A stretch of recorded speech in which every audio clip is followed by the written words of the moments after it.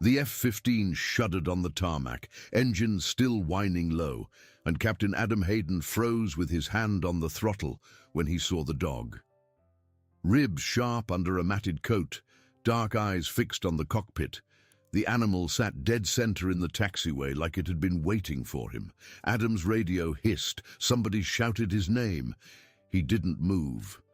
Before we keep going, tell us in the comments what part of the world you're listening from, and hit subscribe so you don't miss stories like this. The morning had started ordinary. Grey Virginia sky, damp concrete, the kind of grey Tuesday that felt borrowed from 100 other Tuesdays.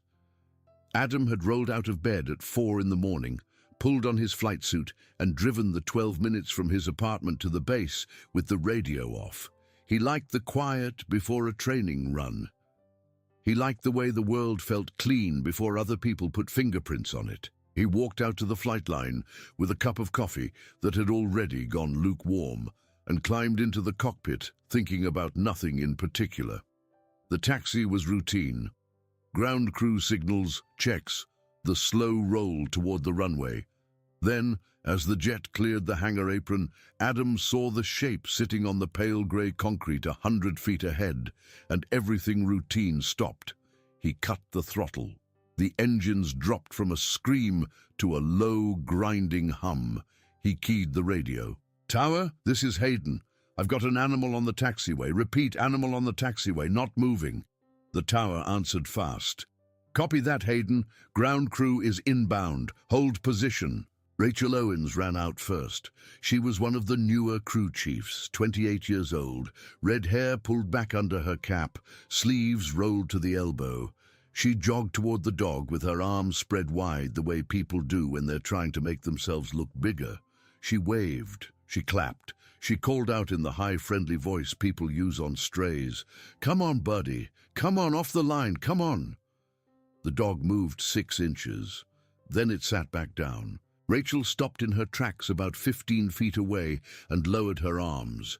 Adam watched her face from the cockpit. He couldn't hear what she said next, but he saw her mouth move, and he saw the way her shoulders shifted, and he knew, even from 100 feet up, that something about the dog had caught her wrong. She turned back toward the F-15 and made a low, flat gesture with her hand. "Cut the engines all the way. Come out." Adam pulled off his helmet. He unclipped his harness. He climbed down the side of the fighter in full flight gear and dropped onto the pavement, and the heat coming off the concrete rose against his boots. He walked toward the dog with the specific short-strided walk of a man who is behind schedule and refuses to be delayed by nonsense. He was 20 feet out when he first really looked at the dog. It was a Belgian Malinois, lean, tall, tan and black around the muzzle, with the alert triangular ears and the long, straight legs of a working dog. But it was thin, not skinny in a healthy sense, hollow. The ribs pushed against the coat like piano keys under a curtain. The coat itself was dull and knotted in places, matted with old dust and something darker that might have been dried blood. Its paws were spread flat, and one of them, the back left, was crusted at the pad in a way that told Adam the animal had walked a long way on hurt feet. But it was not the condition of the dog that stopped him. It was the collar. He was 10 feet away when he saw it, and he stopped walking, as if someone had put a hand against his chest. The collar was standard military-issue nylon, olive drab, faded almost to white at the fold. It was the kind of collar Adam had seen 100 times on working dogs at deployment kennels, and hanging off a ring at the throat was a small oval metal tag the size of a thumbnail. Adam knelt. His flight suit knees pressed against the burning concrete. His knees would blister later. He didn't notice. He read the tag. Sergeant Will Tanner, 3rd Special Forces Group, Bravo. Adam did not move for a long time.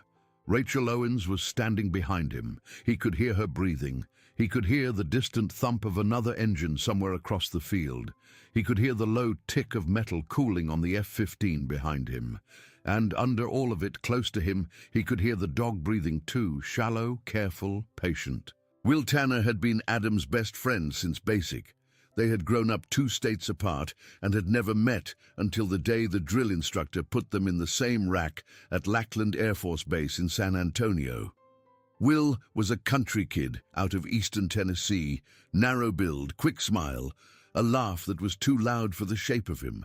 He talked to Adam through their first miserable week, the way an older brother might talk to a scared younger one, even though they were the same age. Adam had never had a brother. It never mattered after that. Will became one. They didn't stay in the same unit. Adam went to pilot training, chase the sky. Will went to the ground and eventually to the 3rd Special Forces Group and to dog handling and to a Belgian Malinois puppy the Army had bred at Lackland and named Bravo. Will used to send Adam pictures of the dog. Bravo as a wobbly puppy chewing a rope in a training pen. Bravo at 9 months old jumping over a wall. Bravo asleep on Will's chest in a barracks bunk with his paw across Will's throat like he was checking his pulse in his sleep. 6 months ago, Will had died. The convoy had been running a route outside Kandahar that Will had run 20 times before. 3rd vehicle in the line.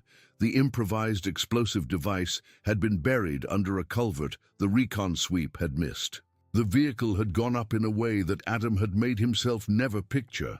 And Will's remains had been flown home 2 days later, and the flag over the base had gone to half-staff, and Adam had put on his dress uniform and stood at attention on a rainy morning in Tennessee, while a chaplain said words Adam did not remember. At the funeral, someone had told Adam that Bravo was missing. The dog had been at the forward operating base when the convoy went out, and had somehow not been in the kennel when the reports came in. The base had searched for 3 weeks. Then they had officially stopped searching. The paperwork listed Bravo as missing in action, presumed lost. Adam had never said out loud what he had believed at the time. He had believed the dog had followed Will home somehow.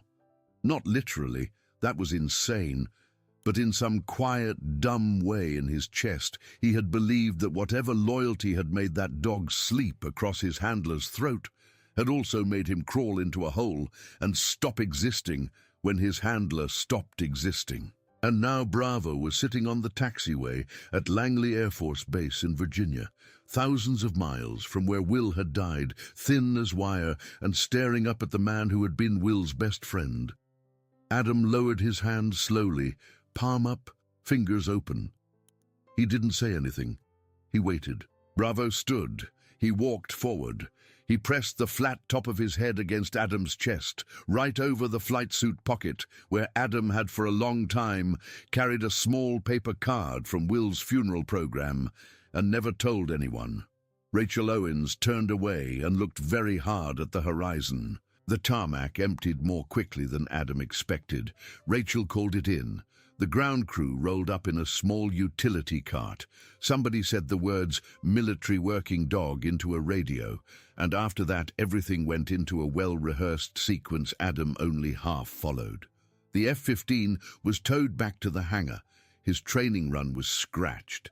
A veterinarian named Dr. Marisol Perez arrived on the tarmac with a soft grey blanket and a look that said she had already been briefed on the tag.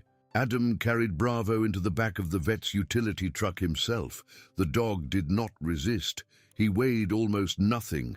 Under the coat, Adam could feel bones and heat and a slow, steady heartbeat that seemed too calm for how thin the animal was. At the base veterinary clinic, Dr. Perez set Bravo down on a padded steel table under a bright examination light and started to work in silence.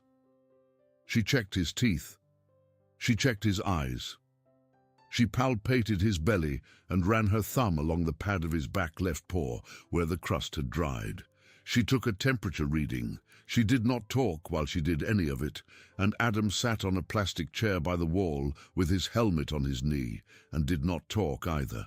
When she was done, she pulled her gloves off finger by finger and dropped them in a small metal bin, and then she stood there for a long moment and looked at Adam. "He is dehydrated," she said.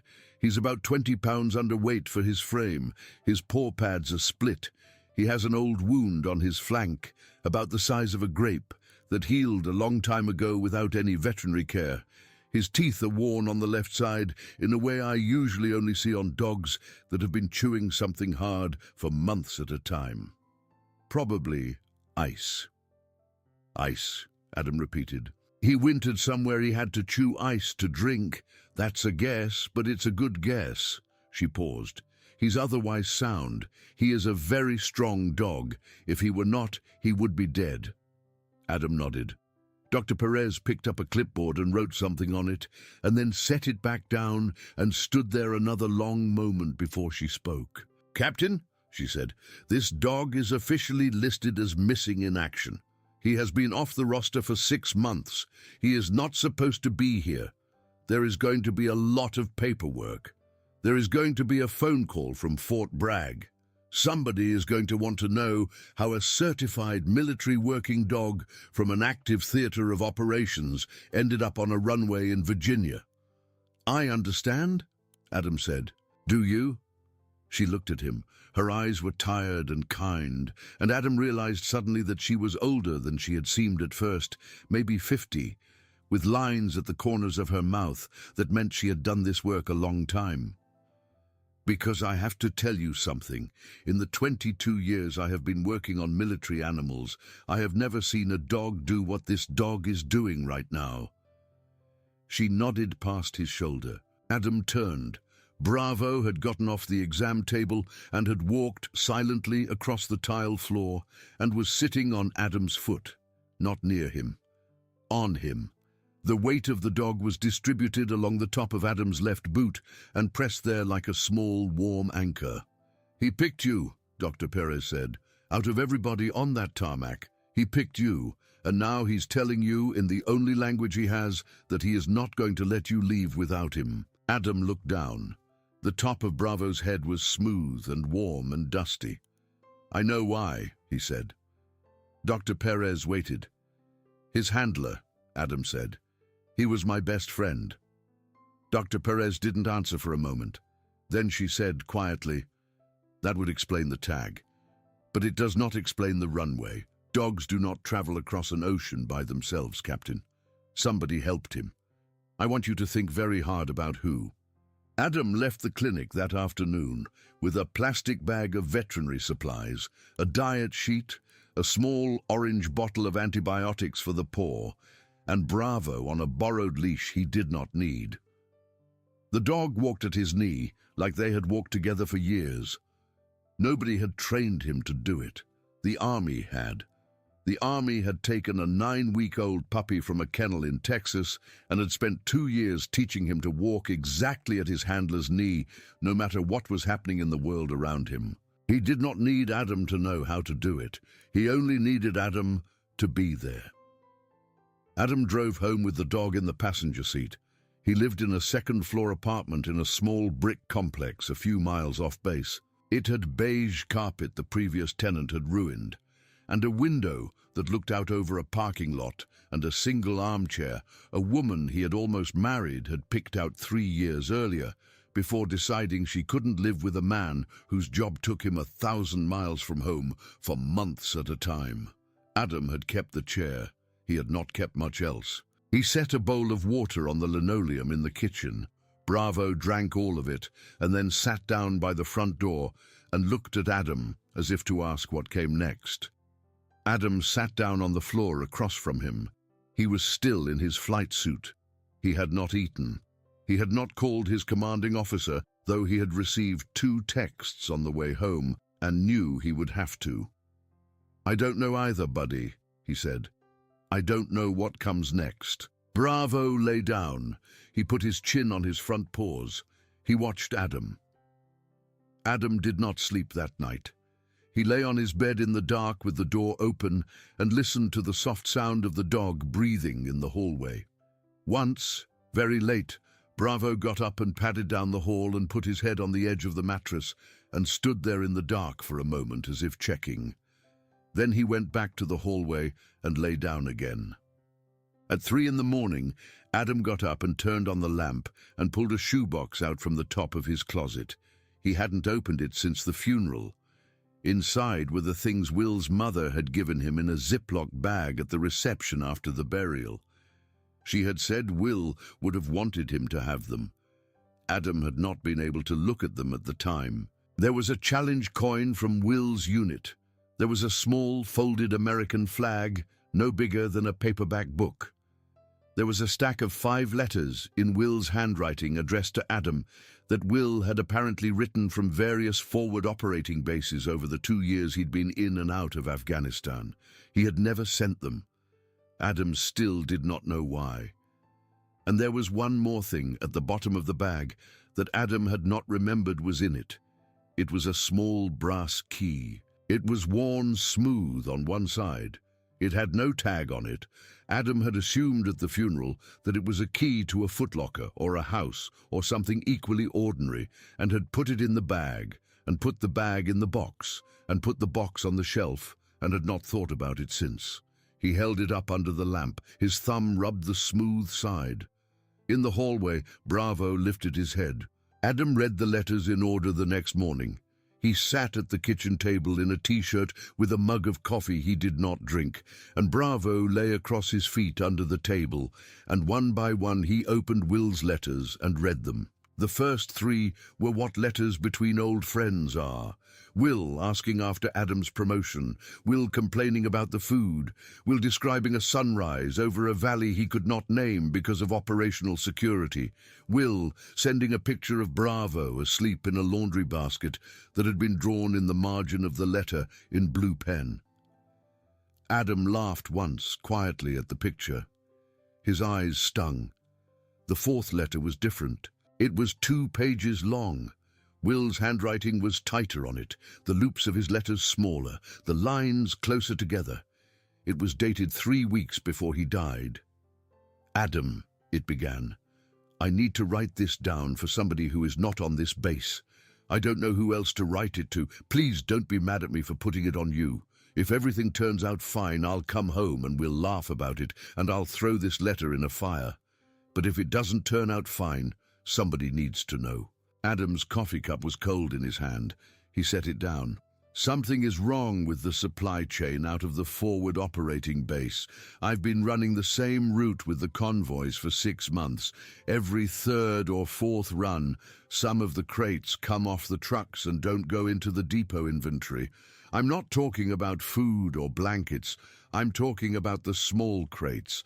The sealed ones, the ones with the serial numbers stenciled in yellow paint. I've counted. I've written down the numbers.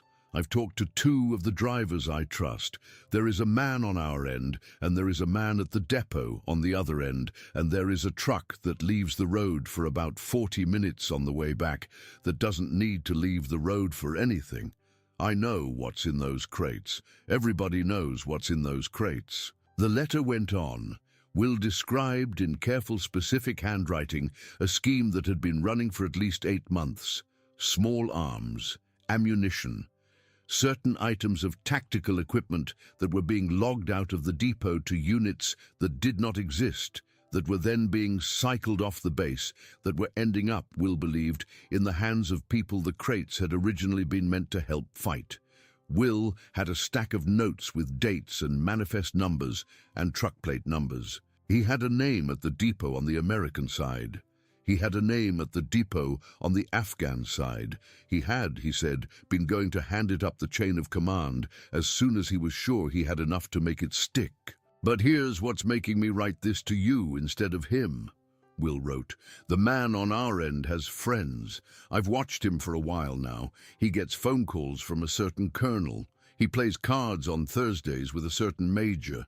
There is a network of people around this thing, and I do not know how far up it goes, and I do not know who I can hand it to without them making it disappear. And me with it, I guess. At the end of the letter, Will wrote a sentence Adam read 3 times. If something happens to me on the road, Adam, it will not be the road, please. Bravo knows where I've kept the notes. He goes with me every day to look at them. If you ever get him back, and I know that's a strange sentence to write, listen for the small brass key. I gave him the smell of it 100 times. He'll take you where you need to go. Adam sat at the kitchen table with the letter in his hand and did not move. Under the table, Bravo shifted, put his chin on Adam's foot, and let out a long, slow breath. The fifth letter, the last one, was short. 2 sentences. Adam, if you're reading this one, then it was not the road. Do the right thing with what you find. Adam folded the letters back into their envelopes. His hands were steady. He was surprised by that. He had expected them to shake. He picked up the small brass key. He turned it over in his palm. Then he opened his phone and called Rachel Owens. She picked up on the second ring. Captain. Rachel, I need to talk to you. Not on base, not on a base phone. There was a pause. He heard her breathing. I know a place, she said. Meet me at the coffee shop on Mercury Boulevard, the one with the blue awning, 1 hour. She hung up before he could answer. Adam looked at Bravo. Bravo looked back. Come on, buddy, Adam said. You're coming with me. The coffee shop on Mercury Boulevard was almost empty on a Tuesday afternoon. Adam sat in a corner booth by the window with a paper cup of black coffee and a bowl of water on the floor by his boot. Bravo lay under the table, invisible from the door, his back against Adam's shin. The waitress had raised an eyebrow at the dog and then had looked at Adam's flight suit and had said nothing at all. Rachel Owens came in 5 minutes late. She was out of uniform, in jeans and a grey sweatshirt with the sleeves pushed up, and she walked straight to the booth without looking around and slid in across from Adam and put her hands flat on the table. I need to say some things to you, she said. I need to say them fast because I have been sitting on them for 2 weeks. And if I don't say them now, I never will. Adam waited. Rachel took a breath. I saw the dog first, she said. Not this morning, 2 weeks ago, on a night patrol. Adam did not react. I was on gate duty at the west perimeter, 2 in the morning, cold as anything, and I saw movement in the tree line on the outside of the fence, and I lit it up with my flashlight, and there was a dog standing there staring at me, Malinois, skinny, collar. She took another breath. I called it out on the radio. Standard procedure, stray dog at the fence, and within about 45 seconds, before I even had time to walk toward it, my supervisor came running down from the guardhouse and told me to turn my flashlight off and stand down. He said the dog was a base problem and would be handled. He told me not to write it up. Not to write it up, Adam repeated. Not to write it up. He watched me delete the note off my patrol log. He stood there while I did it, and then he told me to walk the other way for the next 20 minutes and not to think about it. And I did, because he's my supervisor, and because I like my job. Rachel's mouth tightened. I have thought about it every night since. Who is your supervisor? Master Sergeant Doug Kellerman, been on the base 14 years, runs West Perimeter Security. Adam wrote the name down in his head. He did not know Kellerman. He knew the position. He knew what a master sergeant with 14 years on a security detail could see and hide and rearrange without anyone above him having any reason to look. There's more, Rachel said. This morning, when I saw the dog on the tarmac, I saw Kellerman come out of the operations building and watch us from across the field. He watched me try to move the dog. He watched you climb down out of the jet. He was on his radio the whole time, and when the vet took the dog off the tarmac, he went straight back inside, and I saw him make a phone call on his personal cell. You saw him from across the field. I have very good eyes, and I was very interested. Adam almost smiled. There's one more thing, Rachel said. She reached into her sweatshirt pocket and pulled out a small, folded piece of paper and slid it across the table. Adam opened it. It was a photocopy of a shipping manifest. Half the entries had been highlighted in yellow. Where did you get this? My cousin works in supply. She thinks I am asking because I want to transfer over there. I told her I was curious about how the shipping paperwork works. I gave her a story. She thinks I am flirting with a guy in her office. She gave me the manifest as a joke to prove she could get anything for me. But look at what's on it. Adam looked. His eyes went down the yellow highlights. The manifest was 6 months old. It was a list of crates that had come into Langley from a redeployment shipment out of Afghanistan. Small arms, ammunition, sealed tactical equipment. The serial numbers matched exactly. 3 of the serial numbers Will had written down in his letter. "They came here," Adam said quietly. "Whatever your friend Kellerman is running, the crates came here." Rachel nodded. "And so did the dog," she said. "The dog followed the crates." Adam sat back against the booth. Under the table, Bravo shifted, and Adam felt the warm weight of him against his shin, and he understood, in a way he had not understood on the tarmac, exactly why Bravo had chosen the taxiway to sit down on. Bravo had known the crates were on the base. He had followed them across an ocean. He had been sitting outside the fence for months, waiting for a way in. And when a plane rolled out one Tuesday morning that smelled somehow like the world he had lost, he had walked out onto the runway and sat down and refused to move until somebody who mattered came down out of the sky. He wasn't blocking the plane, Adam said. He was calling for backup. Rachel didn't answer. She didn't need to. "I have to talk to Will's father," Adam said. "In Richmond. Will told me before he died that Bravo knew where he kept his notes. I have a key. I don't know where the notes are, but if there's anyone alive who knows where Will hid something important, it might be his dad." Rachel folded her hands together. "I want to help," she said. "I don't know what I can do that isn't going to make Kellerman notice, but whatever I can do, I want to do it. Will Tanner was one of ours. He wore the same flag I wear. And what those people are doing—" She stopped. Her jaw worked. "What they're doing is worth a dog walking across the world for 6 months to sit on a runway, so it's worth whatever I can do." Adam nodded. He folded the manifest and put it in his flight suit pocket next to the funeral card he had carried for 6 months. Under the table, Bravo lifted his chin off his paw for the first time and pressed the top of his head against Adam's knee. Something was starting. Adam drove out to Richmond that Saturday morning. He had 2 days of leave. He had told his commanding officer he was using to see family. He had not exactly lied. He was going to see the closest thing Will had left behind. The drive was 90 minutes on the interstate and then 30 minutes on smaller roads that wound between empty fields, still brown from winter, and long fingers of pine forest, and small towns where nobody was out on the porches yet because the wind was cold. Bravo rode in the passenger seat with his head out the window for the first half hour and then curled up on the seat with his chin on Adam's thigh for the rest. Every 20 minutes or so he would look up at Adam with his dark eyes and then put his head back down as if satisfied that the world was still on track. Gerald Tanner lived on a 2-acre lot about 8 miles outside Richmond off a county road that had no shoulder. The house was a 1-story ranch with beige siding and a green metal roof and a screened porch that ran the width of the front. There was a flagpole in the front yard. A large American flag hung heavy in the still morning air. In the side yard, a vegetable garden had been dug and turned, but not yet planted. A wheelbarrow leaned against a shed, and a pair of muddy work boots sat on a mat by the porch steps. Adam parked in the gravel drive and cut the engine.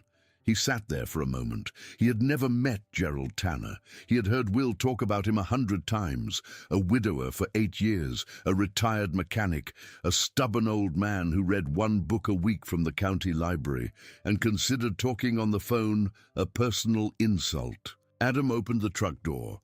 Bravo jumped out ahead of him and stood in the gravel with his ears forward, and Adam did not have time to close the door before the screen door of the porch opened. Gerald Tanner stood on the porch. He was a tall, thin man in his early 70s, with white hair cut short and a face that had spent a lifetime in the weather. He wore a flannel shirt tucked into worn jeans. His hands hung at his sides. He looked at Adam once, and then he looked at the dog. He did not move for a long time. Then he walked down the porch steps very slowly, one at a time, and he crossed the grass, and Bravo crossed the gravel to meet him, and about halfway between the house and the truck they met, and Gerald Tanner lowered himself onto his knees in his own front yard and put his arms around the dog like a man holding on to the last thing left of somebody he could not afford to lose. Adam stood by the truck and did not go over. He was not needed for that part. After a while, Gerald stood up. His knees popped when he did. He rested one hand on Bravo's shoulder blade and looked at Adam. "You're the pilot," he said. "Yes, sir." "Adam Hayden." "Yes, sir. He wrote about you. All the time, even when he shouldn't have been writing about anything." Adam did not know what to say to that. He said, "Yes, sir." "Well," said Gerald, "come in the house." The kitchen was small and clean. There was a formica table with 2 chairs. There was a coffee maker on the counter with a hand-lettered index card taped to it that said, "Water, grounds, button," in that order, in what Adam recognized after a moment as Will's handwriting from years ago. Gerald poured coffee into 2 mugs. He set one in front of Adam. He set a bowl of water down for Bravo. He did not sit down. He said, "You didn't drive 90 minutes to bring me a dog because you were nice. What's going on?" Adam pulled the folded letter out of his pocket. He unfolded it. He set it on the table. Gerald read it standing up. It took him a long time. When he was done, he put the letter down and put his palms flat on the table and stood there with his shoulders forward. Adam could see him breathing. "He told me some of this," Gerald said at last. "Not the details. He didn't want me to know the details. He came home on his last leave and he sat in this kitchen and he told me that he had put himself in the middle of something that he did not know how to get out of. And he told me that if anything happened to him, I was to trust the dog and to trust his best friend." He looked up at Adam. "And here's the dog, and here's his best friend." "Yes, sir." Gerald looked at Bravo. Bravo looked back. "He said something else," Gerald said slowly. "He said that if anything happened, there was a box in a place only Bravo would remember." Adam pulled the small brass key out of his pocket and set it on the table next to the letter. Gerald looked at the key for a long moment. Then he said, "I know where that goes." They drove 20 minutes further into the country in Gerald's old Ford pickup. Gerald drove. Adam rode. Bravo sat between them on the bench seat with his ears up. The road narrowed and then narrowed again, and then turned to gravel, and then turned to dirt, and finally it ended at a wooden gate on the edge of a pine forest. Gerald parked. He got out. He opened the gate. He drove through. He closed the gate behind them. "This was my grandfather's land," Gerald said. "It came to me when he died in 1984. There's 40 acres of it. There's a hunting cabin about a quarter-mile in on foot. Will used it in the summers when he was a boy, and he used it whenever he was home on leave. He liked the quiet. They stopped the truck at the end of a rutted track. They walked the last quarter-mile. The pines rose tall and dark around them. Bravo walked between them at Adam's knee, and the woods were quiet except for the low crunch of their boots on old needles and the far high call of a woodpecker somewhere out of sight. The cabin was small and built of logs with a tin roof and a stone chimney and a single wooden door with a padlock on it. Gerald pulled a ring of keys out of his pocket and unlocked the padlock and pushed the door open. Inside there was one room. A wood stove in the corner, a cot against one wall, a small wooden table, a shelf with a kerosene lantern and 3 cans of soup and a jar of instant coffee, a single window with a pane of glass that had a spider crack running from one corner to the middle. The air smelled of pine dust and cold ash. Adam stood in the doorway. He did not know where to start. Bravo walked past him. The dog crossed the cabin in a straight line, put his nose to the floor at the base of the cot, and looked back at Adam. Adam went over. He knelt.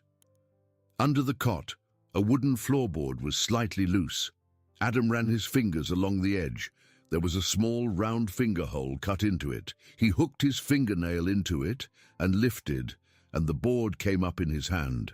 Underneath, wedged into the crawl space, was a small green metal ammunition box. It was locked. There was a keyhole in the front of the box. Adam took the small brass key out of his pocket. He put it in the lock. He turned it. The lock clicked. The lid came up. Inside were three things: a stack of maybe 40 handwritten pages, bound with a rubber band, a small notebook with a blue cardboard cover, and a memory drive on a red plastic lanyard. Adam sat back on his heels. His mouth was dry. Gerald was standing in the doorway of the cabin with his hands hanging at his sides. He did not come closer. He did not ask what was in the box. He said only, "That was his." "Yes, sir." "He wanted somebody to do the right thing with it." "Yes, sir." Adam lifted the papers out of the box carefully. He unbound the rubber band. He read the first page. Then he read the second. Then he flipped to the last page and read that. Then he flipped through the small blue notebook. Will had done more than take notes. He had built a case. The pages were meticulous: dates, serial numbers, truck plate numbers, cross-referenced against manifests Will had somehow gotten copies of, names of the American servicemen involved, names of the Afghan contractors on the other end, names of the two buyers Will suspected were receiving the weapons, diagrams of the routes, a list of the times of day the swap was made, plotted on a graph that Will had drawn in ballpoint pen, and on the last page of the notebook, in Will's precise, even hand, a single sentence: "Kellerman at Langley moves the shipments to buyers stateside once they come home." Adam looked up at Gerald. "Sir, I need to make some phone calls." Gerald nodded once. "Make them in the truck," he said, "and drive back to the base." Adam started to put the papers back in the box, then stopped. He looked at Bravo. Bravo was sitting by the door of the cabin now, watching Gerald, and there was something in his posture that had not been there on the tarmac. He looked younger. His head was up. The tension had come out of his shoulders. He looked like a dog who had finished a very long job and did not need to carry it anymore. Adam put the papers back in the box and closed the lid and locked it and put the small brass key back in his pocket. "Sir," he said to Gerald, "I'd like to leave Bravo with you for a couple of days, if that's all right." Gerald did not answer right away. He looked at the dog. The dog looked back. "Yes," Gerald said. "It's all right." Adam left Bravo with Gerald and drove back toward Langley alone that afternoon. The truck felt empty without the dog in the passenger seat. The metal ammunition box was on the floor of the passenger side. He drove within 1 mile per hour of the speed limit the whole way. Halfway back, he called a man he had gone through officer training with. His name was Marcus Whitfield.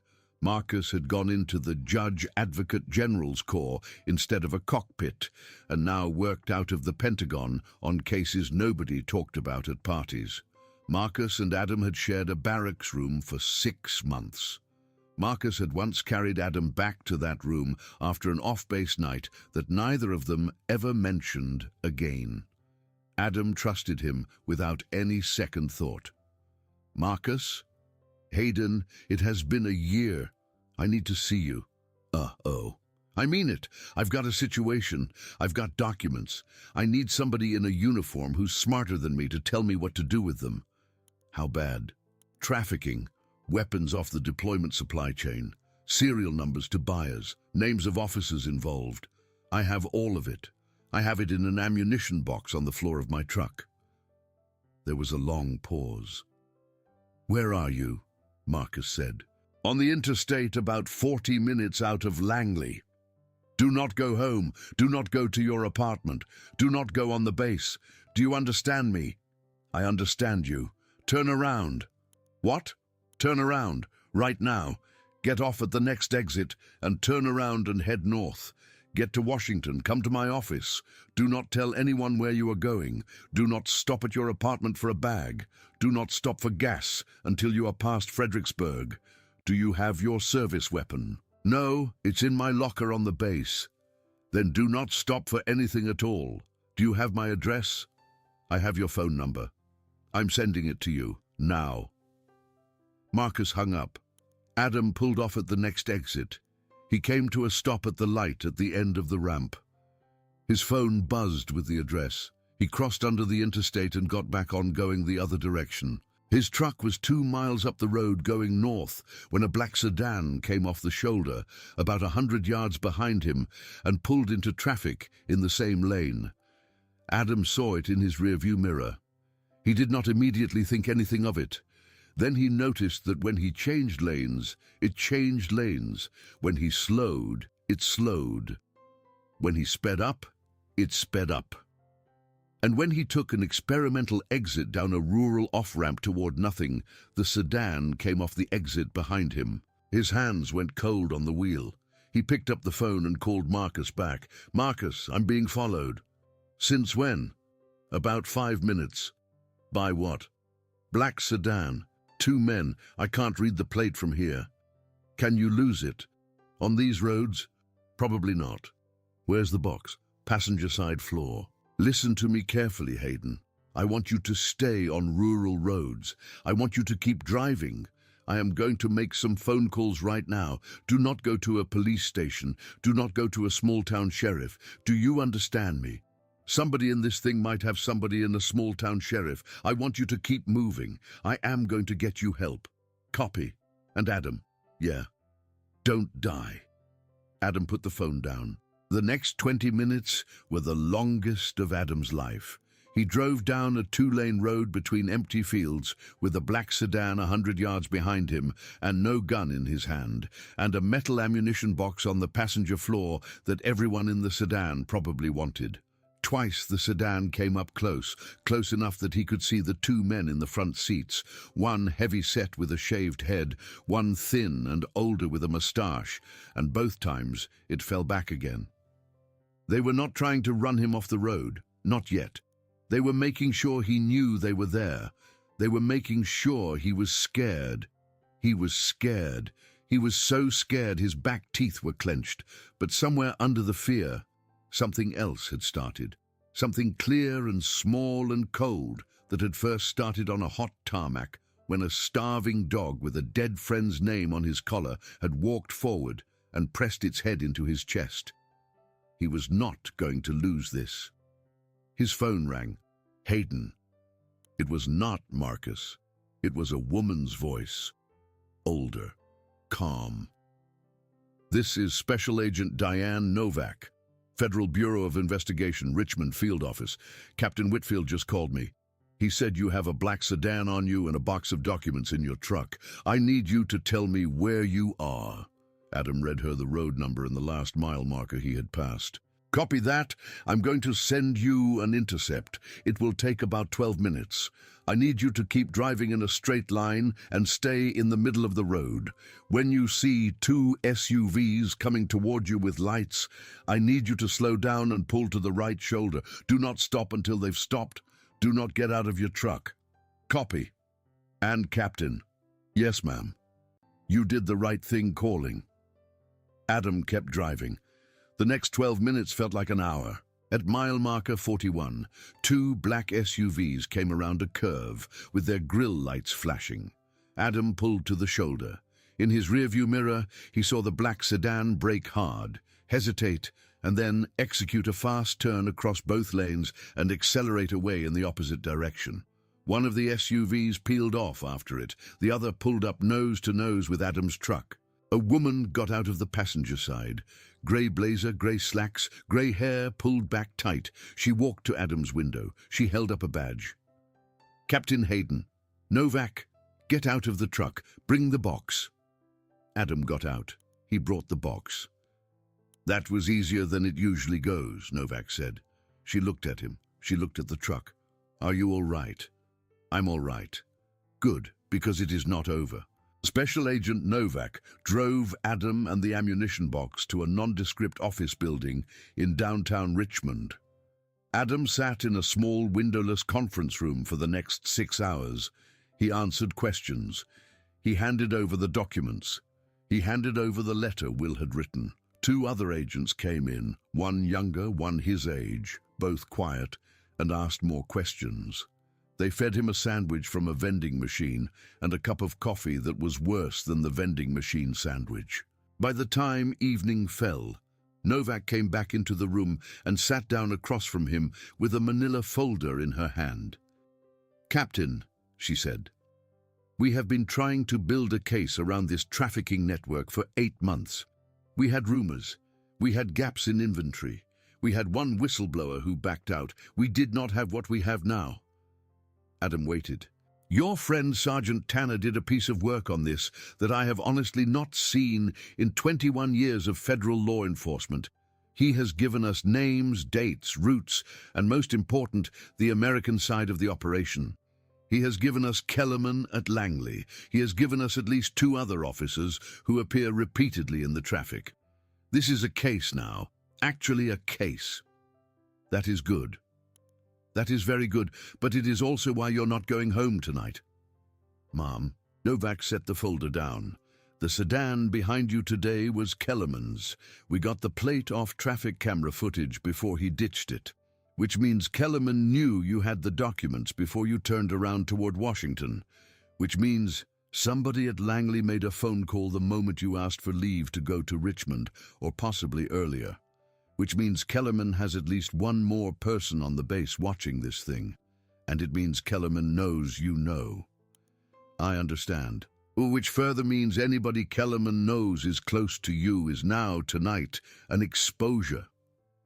Adam's stomach dropped. "Gerald." Novak nodded once. "Where is he?" "His farm outside Richmond, about 8 miles east. I left the dog with him this morning." Novak stood up. "We are going now." They drove out to Gerald's house in a small convoy, 2 federal vehicles, and Adam in the front seat of Novak's SUV. And the entire ride out, Adam tried to reach Gerald on the phone. Gerald did not answer. Gerald never answered his phone on the first try. Gerald never answered his phone on the second or third try either. Adam kept trying anyway. He was still trying when they turned off the county road onto Gerald's gravel driveway. The porch light was on. The flag was down for the night.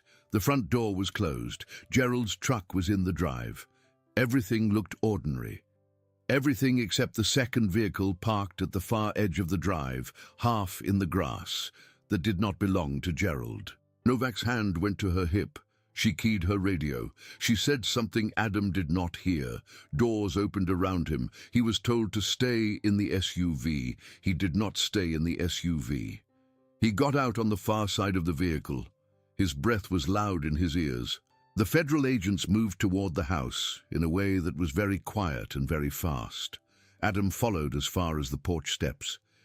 He heard a voice inside. He heard a scrape of a chair. He heard Novak say clearly and loudly, "Federal agents, everyone hands up." There was a long moment of silence. Then there was a shout. Then there was a snarl. Then there was a crash of something heavy hitting the floor and a man's voice cursing, high and shocked, and then a second crash and a scream. Adam was on the porch. He should not have been. He came through the door. The kitchen was in chaos. Gerald was on the floor by the sink, sitting up but slumped, blood running from a split lip down onto the flannel of his shirt, one arm held against his side as if he had been hit hard in the ribs. Standing over him, with his hands now going up in the air, was a heavy-set man Adam recognized from the black sedan, shaved head, thick neck. There was a gun on the floor at his feet. He had dropped it. He had dropped it because Bravo, 30 pounds thinner than a healthy Malinois should be, but with all of the training the United States military had put into him, had leapt from behind Gerald's chair and had clamped down onto the man's forearm and had not let go. The man was on his knees. Bravo was on his forearm. Federal agents were flooding the room. Novak was shouting to the dog in a low, steady voice, and Adam pushed past her and said clearly, "Bravo, off!" And Bravo released. He backed away. He came to Adam's knee. The federal agents put the man face down on the linoleum. They kicked the gun away. They cuffed him. Gerald looked up at Adam from the floor. "I told him," Gerald said. and his voice was thick from his split lip. "I told him he was on the wrong porch." Adam knelt by him. "Are you all right?" "I've been hit harder, not lately, but I've been hit harder." Novak knelt on Gerald's other side. She was already keying her radio for a medic. She looked at Gerald with something that was, for a federal agent, close to gentle. "Sir," she said, "we are going to take very good care of you now, and your dog." Gerald put one hand on top of Bravo's head. Bravo pushed his forehead against Gerald's palm. "He's not my dog," Gerald said. "He was my son's." The man they arrested at Gerald's kitchen table that night was named Nolan Priest. He was a former army sergeant, dishonorably discharged 3 years earlier, and he had been on Kellerman's payroll for the last 2 of those years. Novak got most of what she needed out of him in the first 24 hours.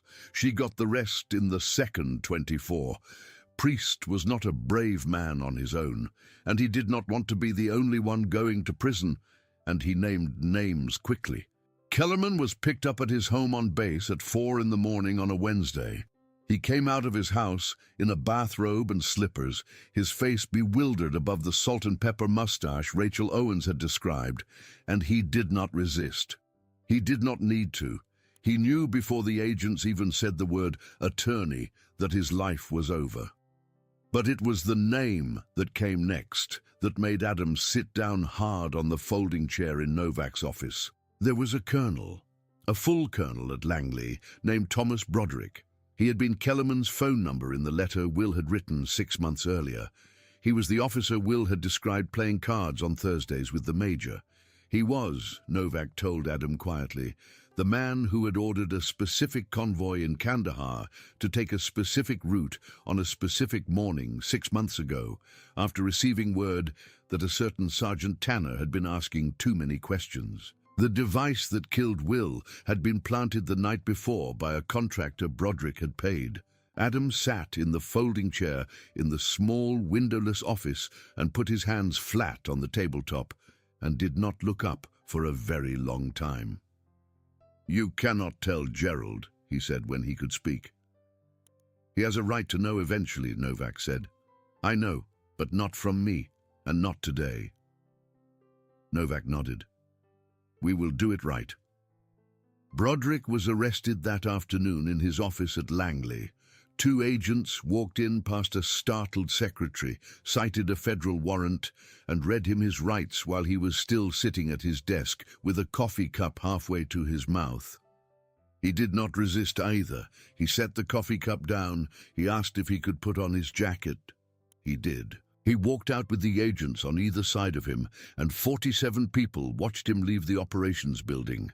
And by the end of the week, the story that Colonel Broderick had been running weapons off a deployment supply chain and had murdered one of his own men to cover it up had gone through every barracks room and mess hall on the base like a fire in dry grass. Rachel Owens was called in as a witness.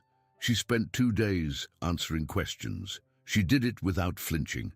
When it was over, she got a commendation letter for her file and a quiet promise from Novak that if she wanted to move over to federal law enforcement work someday, Novak's door was open. Rachel came by Adam's apartment the evening after her second day of interviews. She sat on the beige carpet with her back against the ugly armchair and drank a beer he handed her. Bravo lay across her ankles. "I didn't do much," she said. "You did more than most people would have done. I deleted a note off a patrol log. I didn't say anything for 2 weeks. I lost sleep. And then you did. That's what counts. Most people don't get to the and then part." Rachel picked at the label on her beer bottle. "He walked all the way to Virginia," she said after a while. "He walked from a base in Afghanistan to a base in Virginia. Nobody put him on a plane. Nobody carried him. Novak told me they figured out most of the route. He rode a supply plane out of Bagram in a crate. He got off in Germany. He rode another crate to Norfolk. He walked from Norfolk to Langley. That's 20 miles for a dog who was already starving." Adam looked down at Bravo. Bravo looked back with the calm, patient, dark eyes he had first fixed on the F-15. "He was looking for the crates," Adam said. "He knew what was in them. He knew where they had gone." He was looking for something else too, Rachel said. Adam did not answer for a moment. Then he said, "Yeah, he was." Bravo shifted his weight. He put his chin across Adam's boot. The case worked its way through the federal courts over the next several months. Broderick was denied bail. Kellerman took a plea. Priest took a plea. 3 other men whose names Will had written down in that small blue notebook were arrested in the following weeks, 2 on the base at Langley, 1 at a private residence outside Norfolk, where investigators recovered 11 crates of weapons in a padlocked storage shed behind his house. The Afghan side of the operation was harder to reach, and Adam understood that most of those men would probably never see a courtroom. But the American side was going down, from the sergeants up through the colonel, and that was more than most whistleblowers ever got. Adam gave a deposition. So did Gerald. So did Rachel. So, in a manner of speaking, did Will Tanner, whose voice came back into the world through the tight, even handwriting on 40 handwritten pages, through the dates and serial numbers, through the diagrams in ballpoint pen, through the last sentence in the small blue notebook that pointed the finger at exactly the right man. 6 weeks into the case, Adam was called into the office of his commanding officer. He expected a reprimand for going off book. He expected trouble. He got neither. The colonel who commanded Adam's squadron was a compact woman named Colonel Diane Reese, who had flown fighters in Iraq and did not smile very often. She invited Adam to sit down. She closed the door. She looked at him across the desk for a long moment. "Captain," she said, "I have known about parts of this for about a month. Ma'am, I want you to know that I did not know anything of it before your operation. If I had known, I would have moved on Broderick myself. I want you to hear me say that." "Yes, ma'am. I also want you to hear me say that what you did was correct. You did not have a chain of command you could trust with this. You took it to somebody who could act. You did it without shooting anyone. You did it without losing the documents, and you did it in 3 days." "Yes, ma'am. You will be receiving a citation. It will be in your file. It will not be a splashy public event, because a splashy public event helps no one and gives ideas to no one, but it will be in your file." "Thank you, ma'am. That is not why I called you in here." Adam waited. Reese opened a folder on her desk. "There is an application on my desk," she said, "from the United States Air Force Working Dog Program to release a certain Belgian Malinois, currently listed as recovered military property in a technically ambiguous status, from active service, and to transfer him to civilian ownership under humanitarian discharge. The application recommends the dog be released to the family of his previous handler." Adam did not trust himself to speak. "I am approving the application this afternoon," Reese said. "The paperwork requires a signature from the recovering officer. That officer is you." She slid a pen across the desk. Adam signed the paper. Reese took it back. She put it in the folder. She closed the folder. "Take him to Richmond, Captain. Take him to that old man. Give him back." "Yes, ma'am." "That is an order." "Yes, ma'am." "Dismissed." Adam stood up. He came to attention. He turned to go. At the door, Colonel Reese said, without looking up, "One more thing, Hayden." "Yes, ma'am." "I was in the same officer training class as Marcus Whitfield. He and I are old friends. He told me the whole story 2 weeks ago, off the record." "Yes, ma'am." "I have thought about it every day since. What that dog did, what your friend Tanner did, what you did." She looked up. Her eyes were sharper than they had been.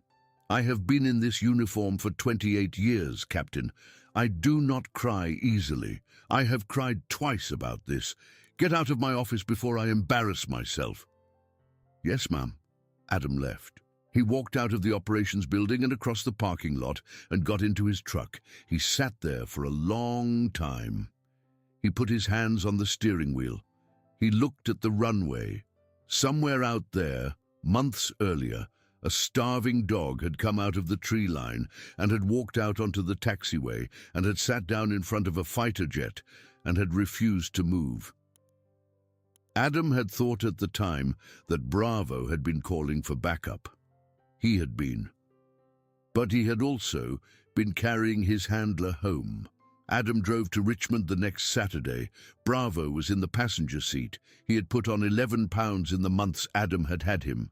His coat was thick and glossy now.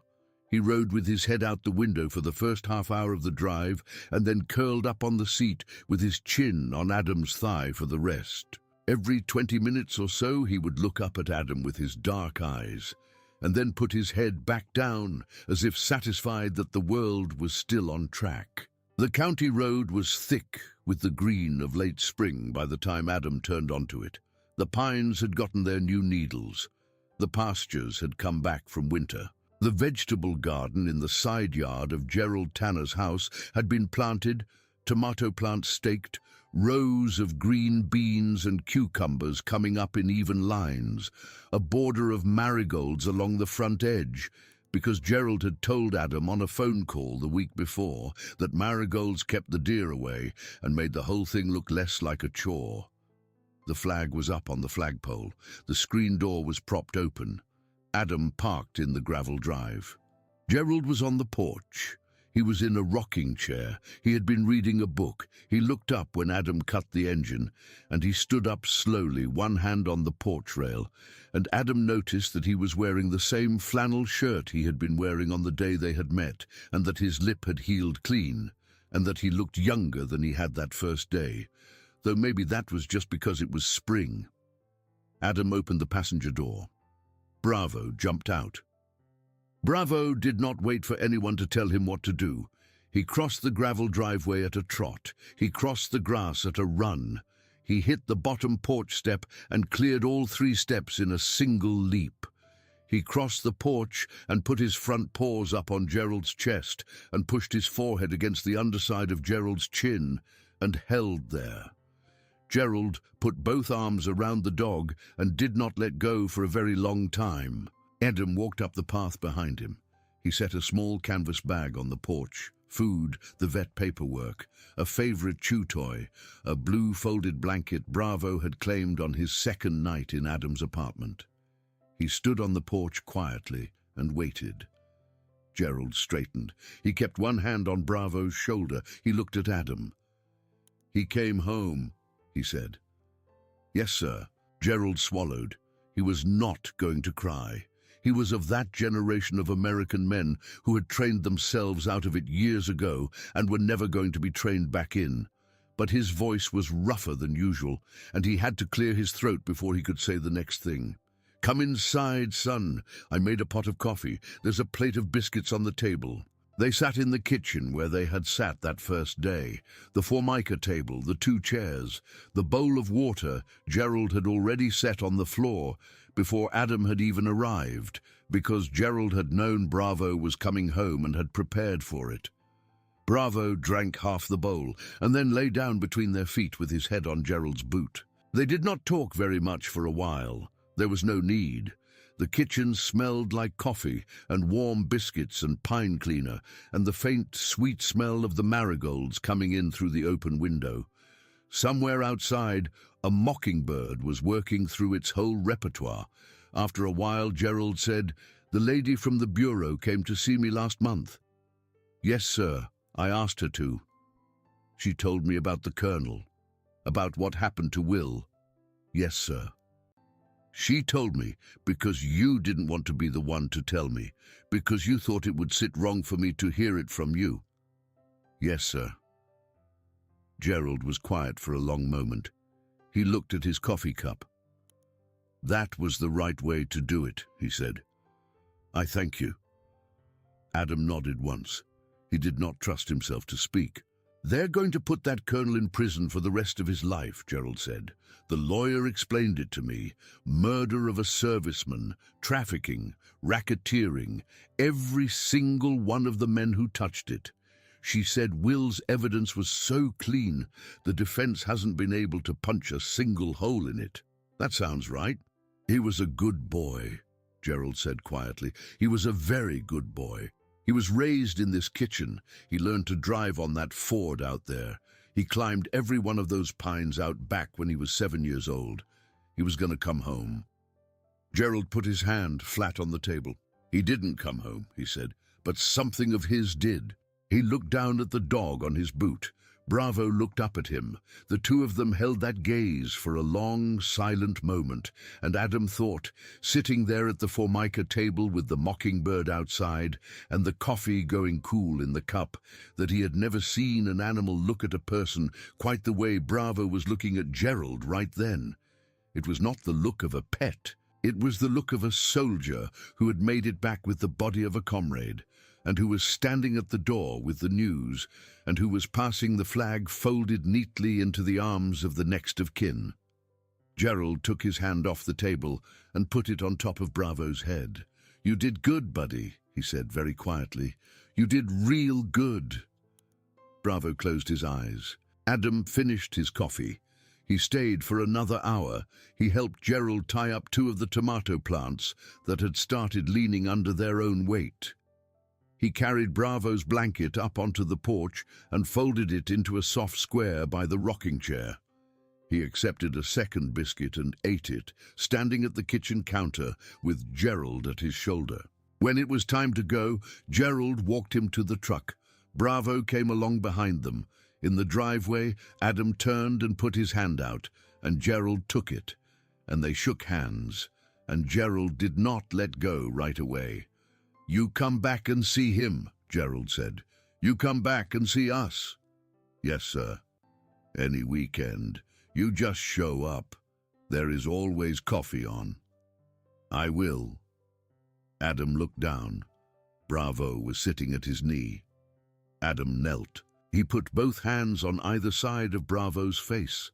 He looked into the dog's eyes. "You did what you came to do," he said quietly, because Gerald was standing right there, and he was not embarrassed, but the words were between him and the dog. "You brought him home. You brought all of it home. You did what he asked. You go rest now." Bravo pressed the top of his head against Adam's chest, right over the flight suit pocket, where a small paper card from a funeral program had sat for 6 months, and had been replaced now by nothing at all, because it did not need to be there anymore. Adam stood up. He got into the truck. He started the engine. He backed slowly out of the gravel drive. When he pulled onto the county road, he looked in the rearview mirror once. Gerald was standing on the porch steps with one hand on the rail. Bravo was sitting beside him, ears forward, watching the truck go. Adam drove back to Langley with the passenger seat empty and his hands steady on the wheel. He did not go home when he got back to base. He went to the flight line. It was late afternoon. The sky over Langley was the color of pewter, a warmer grey than the one that had been over the taxiway on the day everything had started. The fighters were quiet on their pads. Ground crews were beginning to move to end-of-shift routines. Adam walked out onto the tarmac in his flight suit, past the hangar, past the fuel trucks, and out to the wide concrete apron where the taxiway ran flat and straight in the fading light. He stopped at the spot. He knew exactly where it was, 90 feet from the mouth of the taxiway. He had walked past that spot every working day for months and had never once been able to walk past it without slowing down. There was nothing there now, just concrete, just paint, just the low, steady hum of a working airbase in the last hour of the day. Adam stood there for a while. He thought about the way the dog's ribs had shone through the matted coat that morning. He thought about the way Bravo had walked forward when Adam had opened his hand. He thought about the way that first weight, small and warm and impossibly patient, had pressed against his chest right where he had been carrying his grief for 6 months without ever setting it down. He thought about Will. He thought about a boy from eastern Tennessee who had laughed too loud for the shape of him, who had drawn a picture of his dog in the margin of a letter Adam had gotten to read only after the boy was dead. He thought about the tight, even handwriting on 40 pages that were now the property of a federal court. He thought about a colonel in an orange jumpsuit who was going to spend the rest of his life inside walls because a dog had walked across an ocean to keep a promise. Adam looked up. The grey sky was turning to gold at its lower edges. A single evening star had come out over the west runway. "You did good, brother," he said quietly, to no one on the tarmac and to everyone he had ever loved. "You did real good." Then he turned and walked back to his truck and drove home, and he slept that night for the first time in a very long time, straight through without waking.